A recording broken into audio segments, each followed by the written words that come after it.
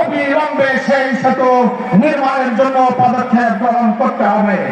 সংগ্রামী জনতা, আমি পরিশেষে আপনাদের কাছে আপনাদের মাধ্যমে বর্তমান সরকারের নিকট জোর দাবি জানাতে চাই, জল ঢাকার মাটিতে শহীদ সাদের শহীদ আতিকুল ইসলাম আপন সহ এই দেশের ছাত্র জনতার উপরে যে ফ্যাসিস্ট আওয়ামী লীগ দীর্ঘদিন নির্বিচারে গুলি চালানো। আলহামদুলিল্লাহ, আসসালামু আলাইকুম ওয়া রাহমাতুল্লাহ।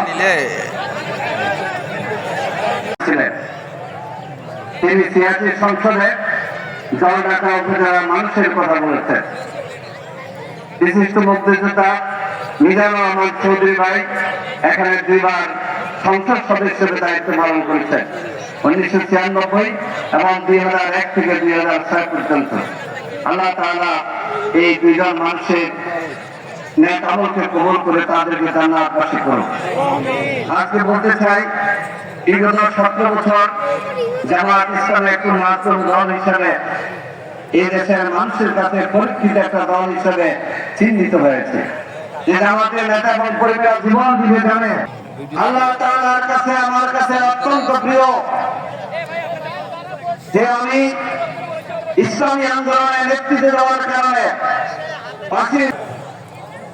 কেমন আছেন প্রিয় জল ঢাকাবাসী? আলহামদুলিল্লাহ, আলহামদুলিল্লাহ রাব্বিল আলামিন, ওয়াসসালাতু ওয়াসসালামু আলা রাসূলিল কারীম ওয়া আলা আলিহি ওয়া সাহবিহি ওয়া আহলি আজমাইন। আমাদের প্রাণপ্রিয়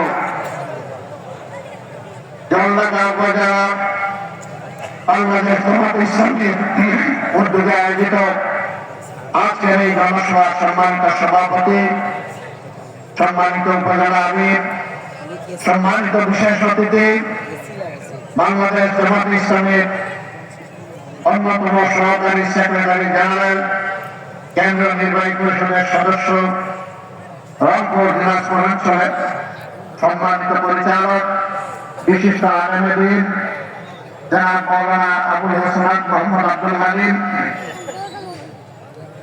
আমার মঞ্চে বসা কেন্দ্রীয় আঞ্চলিক স্থানীয় নেতৃবৃন্দ, জেলা নেতৃবৃন্দ,